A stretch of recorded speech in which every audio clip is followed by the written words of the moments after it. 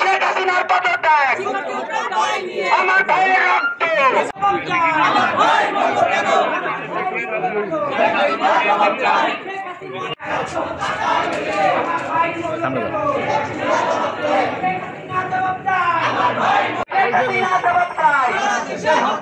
আমার ভাই মরল কেন?